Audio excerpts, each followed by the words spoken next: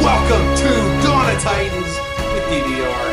And yes, life has been getting in my way recently, but we are back to summarize the Poison event. Really, a lot of my effort was going into a ton of attacks the last week, as I'm sure it was for all of you.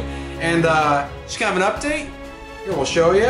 We got, oops, hang on, not relics. What am I doing? Titans.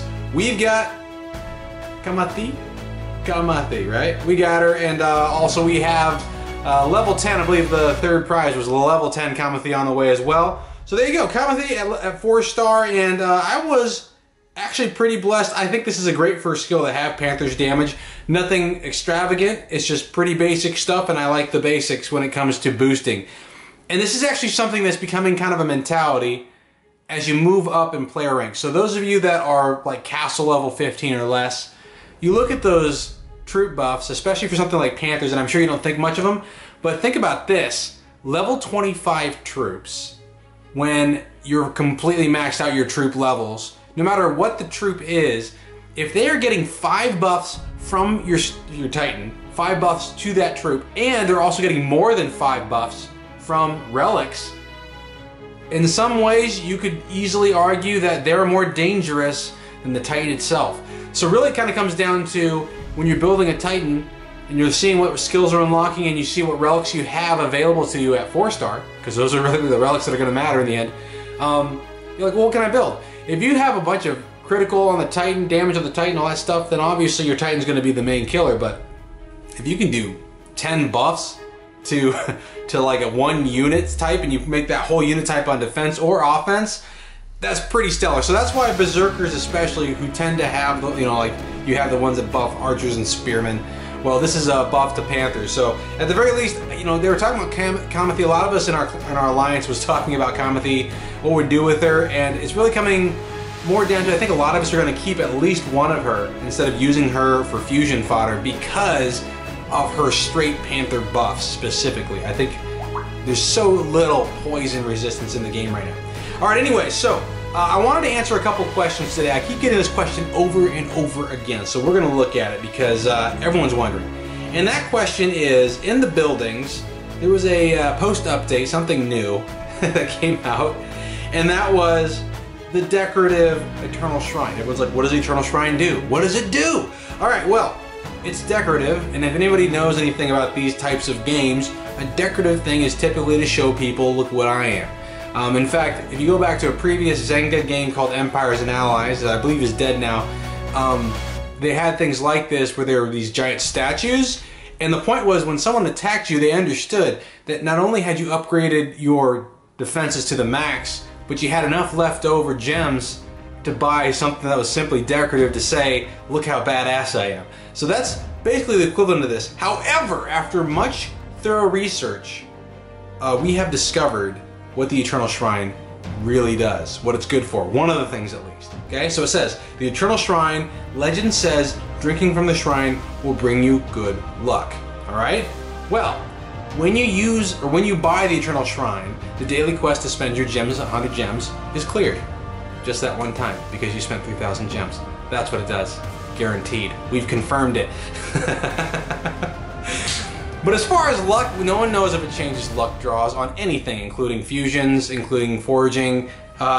It doesn't promise that at all. It does say if you drink from it, it may increase your luck. So if anyone can figure out how to drink from a virtual shrine, let me know, and then we'll start testing that out. But for now, take it at its face value, guys. It's decorative. If you want to spend 3,000 gems to have this fountain sitting somewhere in your kingdom, there you go. Now, the main argument most people make is usually something like this would show to enemies. Well, enemies can't look at your Eternal Shrine because they can't look at your kingdom as you look at it. So my solution to that is this. I think they should do an update of the Eternal Shrine if it's truly just decorative. There's no luck boost to it. What they should do is they should stick it on the battlefield of the garrison so that when someone attacks, the luck, you know, Eternal Shrine is sitting in the middle of the battlefield and becomes an obstacle. I don't know. But it should be there so someone can see, oh, hey, look, they built that thing. Otherwise, no one knows besides you until you show them that you built it. Anyways, I have not purchased it. In fact, full disclosure, when I made that video and I said I had 5,000 gems from the Dawn of Titans team, They actually had previously given me 5,000 gems I was talking about. They gave me 5,000 gems specifically at the time of the poison event. So I did end up using all 10,000 of the gems Dawn of the Titans team gave me on the event. In fact, if you look here, what did it take me?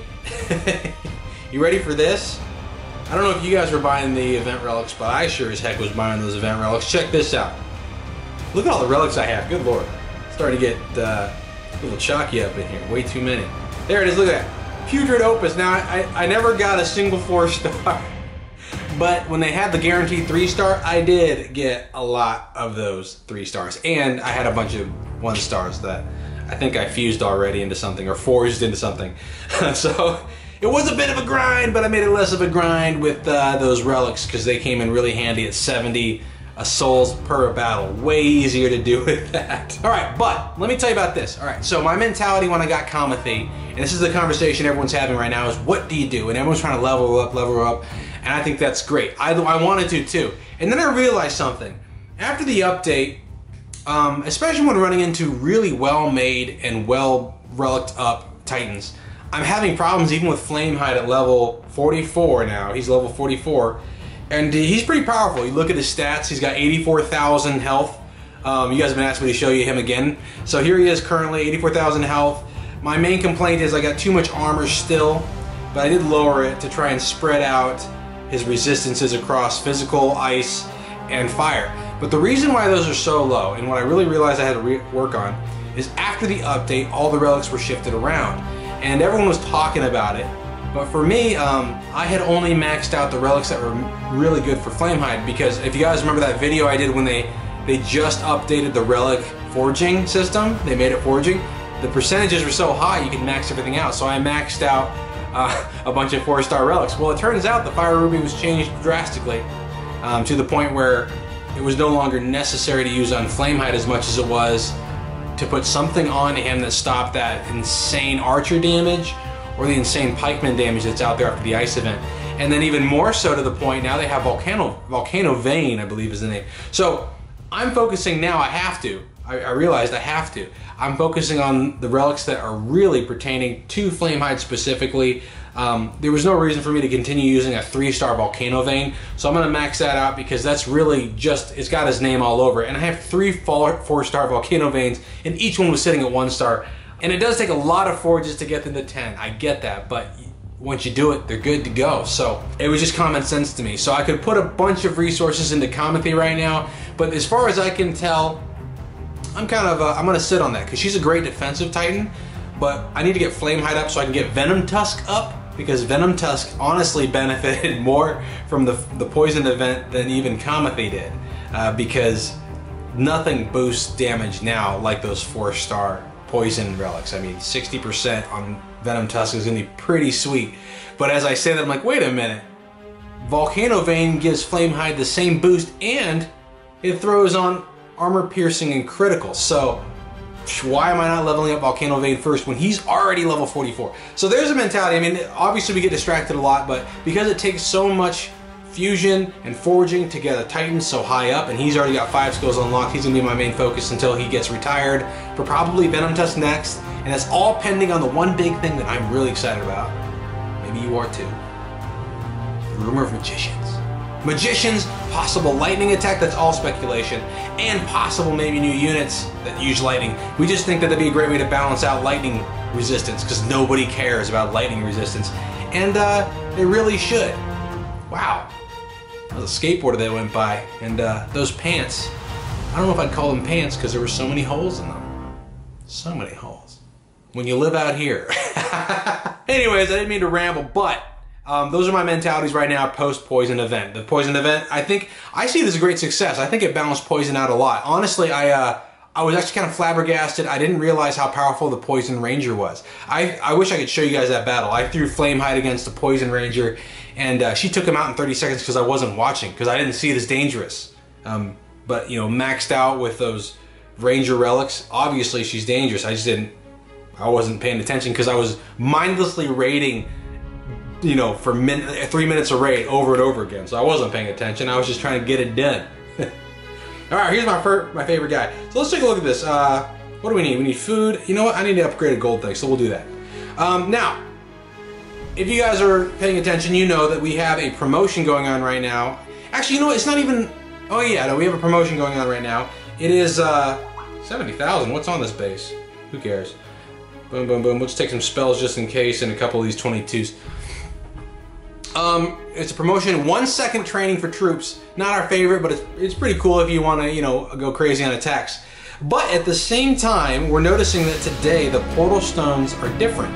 I'll show you here in a second, but at a level 4 portal stone, what's going on? Okay, we gotta go to the trees here.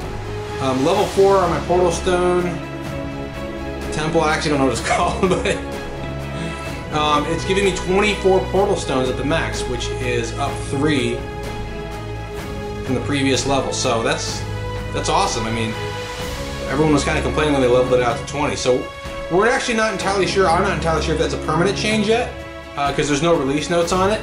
But if it is a permanent change, that's great.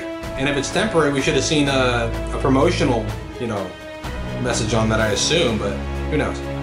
Alright, so now if you take a look at Flame Height here, he's working with a level 5 volcano vein, okay? Meaning his damage output could greatly increase. And not only that, his defensive items are not maxed for the physical defense. And I don't even have an ice defense on him. It's just a skill. So he could change quite a bit. And even so, he's taking on these high-level troops without too much of a sweat. And that's really the kind of Titan you want to have in the front. Now, what's ironic about this is you'll run into 4-star maxed level Titans that can't do any of this, and that's because it really comes down to the Titan skills and the relics, specifically the relics you place on them. And there's this big debate on how what kind of focus you should make on what Titans you keep. And really, I think it's almost like life. You have to be diverse about your choice. You cannot throw everything into one strategy, because they've proven to us that the rules of the game can change, and not just a little bit. So if the rules of the game can change drastically enough to make a certain strategy be somewhat obsolete afterwards, then there's no reason to make one strategy the only way you look at Titans and Relics. And that's really kind of where I'm coming from now. Well, there you have it, guys. So have fun with the promo right now with the, what? I don't have enough food to even train an archer? Hang on. Well, let's get some food then. Jeez. Well, there you have it, guys. Have fun during the 1 second training promo. It's a nice way to get out there and not worry about how many troops you're losing. You can be a little more lax, I suppose, unless you're worried about food, on how you attack. But in the meantime, you know, make sure your strategies make sense. Don't be throwing stuff away into forges that don't make sense. Really, at this point, I think if you've got a bunch of 4-star items that you could be using that would be valuable to you, and they're still not being leveled, that's really where you want to go, because there is something to be said about duplicating a relic. So if you have something that's really helpful to your Titan and the 3-star version, now that we can't double up on 4 stars, the 3-star version is sitting there looking pretty, and you want to use it, that would make sense to level. But even so, I'd still say still level up the 4-star first, because there's just such a drastic difference. And now that they never expire, it's just a no-brainer. I know it takes, I think based on the stats, with a 15% success rate after level 2, and then it drops, you know, it takes like 9 attempts before you're getting close to more of a guarantee, you know, and then it goes to 10, and then it goes to 11. So yes, it takes a lot of tries, a lot of food, a lot of relics, but it's totally worth it once you're sitting there with your amazing 10-star relics. Even low, crappy Titans with amazing relics can do quite well. So that's my 2 cents on today's video. Hopefully you got what you wanted out of the poison event. I hope you got at least the relics, because the relics were pretty amazing. Kamathy, I've seen some videos out there where she's got maxed, or like open skills at least, and pretty high-end relics, and the Panthers are dangerous with their buffs, so don't be thinking they're not. Alright, so if you see a Kamathy out there with all her skills, don't let the Panthers touch you. Alright guys, thanks for tuning in, and I'll see you next time on Dawn of Titans with DBR.